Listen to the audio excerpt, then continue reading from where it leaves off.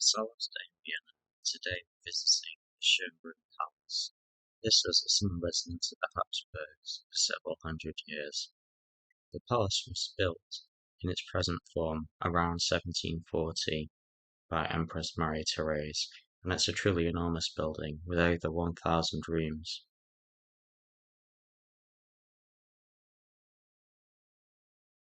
Alongside the impressive palace are very extensive grounds, which encompass an orangery, an enormous greenhouse, a desert house, and other wild and wonderful oddities for the Habsburgs to enjoy.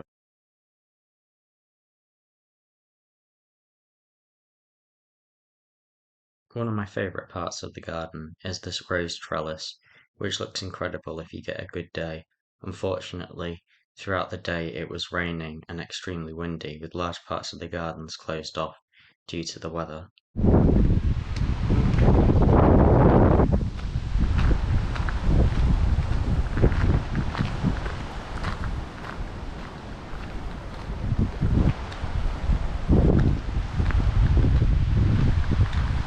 And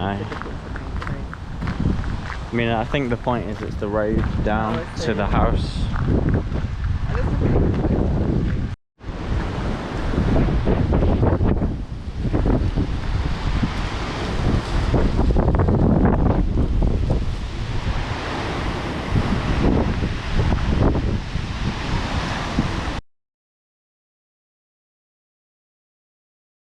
At the front of the palace is a truly enormous fountain. Commissioned by Marie Therese in 1776, it represents Neptune, the god of the seas, presiding over the waters, just as Marie Therese presided over the peoples of Austria and the Holy Roman Empire at the time.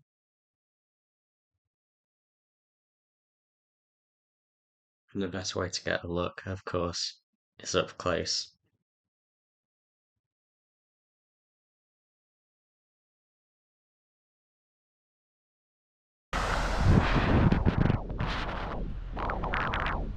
You want to get in?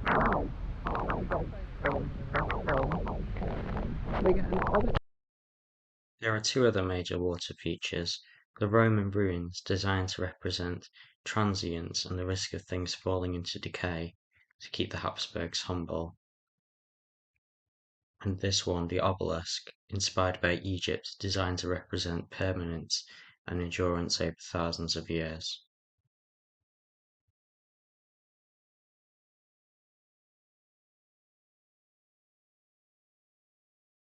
The orangery we're about to see is the second largest in Europe after Louis XIV at the Palace of Versailles.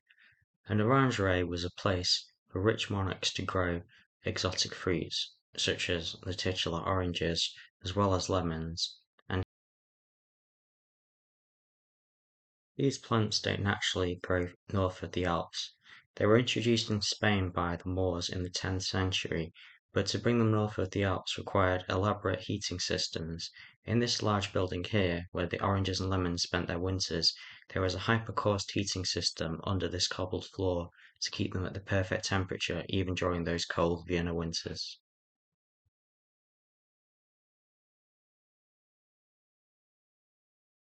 Today the hall, which is truly massive, is used for classical music concerts, but back in the day it was used to allow foreign dignitaries from as far as Russia to experience a day of summer in the winter. Here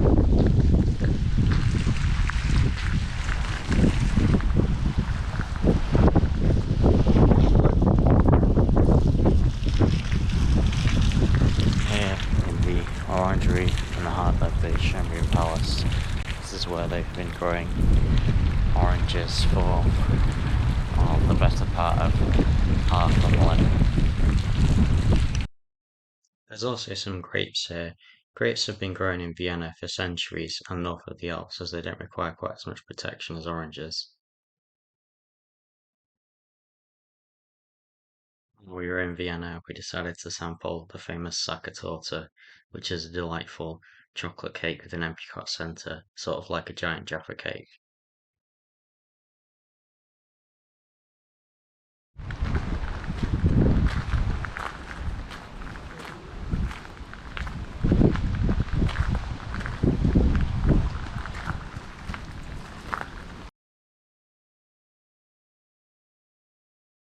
Fortified by the Sacerdote, we made our way to the Crown Prince's Garden, also known as the Privy Garden.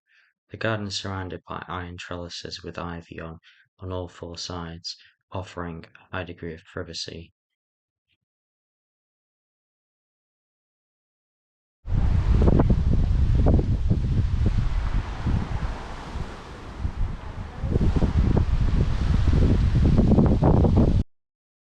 If you look closely, you'll see the grass in the centre has been cut into six shapes.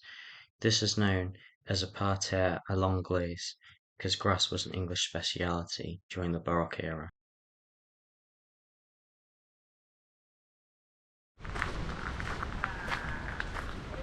In the lee side of the house near the Crown Prince's garden, a few oranges and lemons can be found on the trees. This reflects the fact that this part of the house is the most sheltered from the prevailing winds.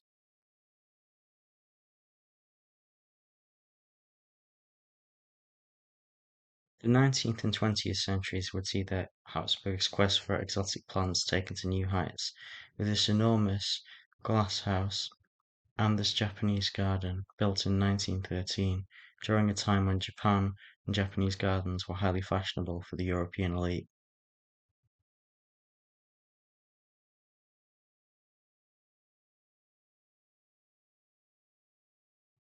Our next museum, the Leopold Museum, is going to take us back to that time in the late 19th and early 20th centuries to look at some of the art and themes that were affecting the city then.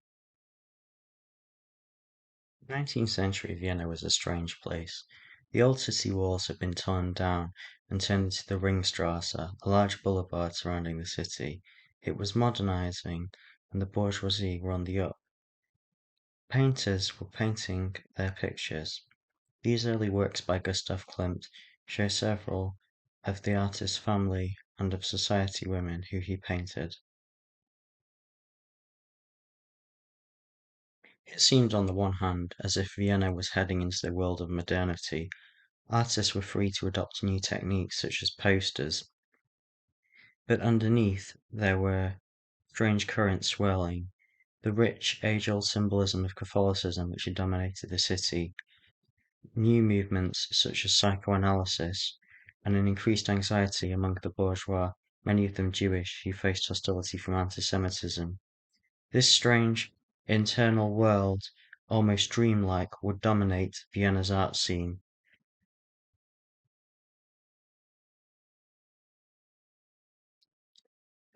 Art traveller, German artist Franz Stuck was also inspired by the symbolist movement which was sweeping across Europe. Here are several of his works, partly classical but yet partly inspired by a strange internal world, and this will be reflected in the works of the mature Gustav Klimt. Klimt originally started out as a history painter, painting classical scenes, but these three works, which he painted as a commission for the University of Vienna, show a stark departure from that trend. They're designed to represent jurisprudence, medicine, and philosophy, the middle picture with Hygeia holding the snake being medicine, while this one at the end with the octopus representing punishment being jurisprudence. The original works were unfortunately destroyed during World War II, so what you can see here are large photograph copies blown up to fill the walls. The Leopold Museum has a mock-up of Klimt's studio. As you can see, he was a man of fairly simple tastes, although he did have a fondness for cats and also for his models. The most famous of his models was effectively his life partner, known as Emily Floger. Klimt and her both took to dressing in large smocks. While Klimt would spend most of his year painting large works such as this symbolist painting known as Death and Life, during his holidays he would spend his time with Emily in the countryside. Here he would also paint scenes of nature such as this one of the sea and some of the works of the trees and plants that you've seen earlier.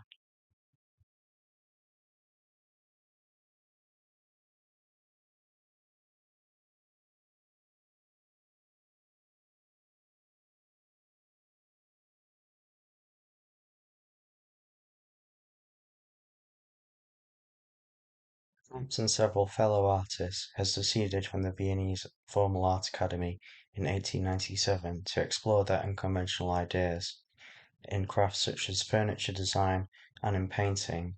Their aim was a Gesamtkunstwerk. This is a total work of art, and as shown in the picture of the Stocklet Palace, they aimed to create beautiful pieces which encompassed all mediums and came together as a cohesive whole. Their journal, known as Versacrum, the emblem of which is shown here, was designed to exhibit these works and their art to a wider public. From about 1905 onwards, a new generation of artists would take over the revolutionary tendencies of the secession. One of these was Oskar Kokoschka. His style was somewhat unique, known for creating plays as well as bizarre posters. Kokoschka was a brilliant self-publicist, and he was soon amongst the most famous of the new artists in Vienna with his bold brushstrokes. Kokoschka, who was raised in relative poverty, would never have the same extensive formal training as an artist like Klimt, although he did eventually manage to secure some training to be able to produce realist masterpieces like this. The next of the enfants terribles is Richard Gerstel. Gerstel was the father of Austrian Expressionism, turning away from the secession style. Gerstel was unconventional in several other aspects of his life as well. His deeply expressionist portrait here was painted partly in reaction to his affair with the wife of the famed composer Arnold Schönbrunn. The lady is shown here. This disastrous affair broke up and so distressed Gerstel that he hanged himself and then stabbed himself with a knife. This relatively sedate portrait of the artist Egon Schiele's uncle gives lie to the majority of the works in his oeuvre, most of which were dark and slightly disturbing. This work, known as The Prophets, shows two men, one perhaps half dead, and may represent the passing of the revolutionary artistic torch from Klimt to his one-time protege, Schiele. Schiele was interested in the human body, in its plasticity, its variety of forms, and especially in line drawing to capture quick impressions of how people and objects looked. Here you can see a very disturbing self-portrait. Sheila was drawing under a time when the world was approaching the edge of a disastrous war which would sweep away pretty much the whole of the Viennese artistic milieu which has existed before, and in this anxious time you can see a portrait of himself and his lover looking pale, emaciated, and worried about what the future would hold.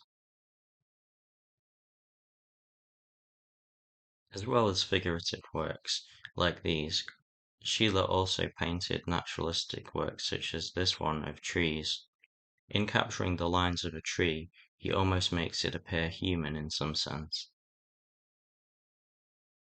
You can probably draw a line from these naturalistic works with their expressiveness to later abstract expressionism, which would happen following World War II. Sheila and Klimt died in 1918, and the rest of the museum is devoted to art after World War One. These pieces are from the New Objectivity period in the 1920s, when Vienna was trying to return to a semblance of bourgeois normalcy after the most disastrous decade of its existence. There are also pieces from later periods, including some wrapping of furniture by Christo, which you're about to see, but I've decided not to focus too much on these, as otherwise the video will be too long. Finally, myself and my girlfriend headed back to the hotel, where we had some more delightful sacatorta. Are you taking a picture of me with the cake? And you and the cake. We love this so much.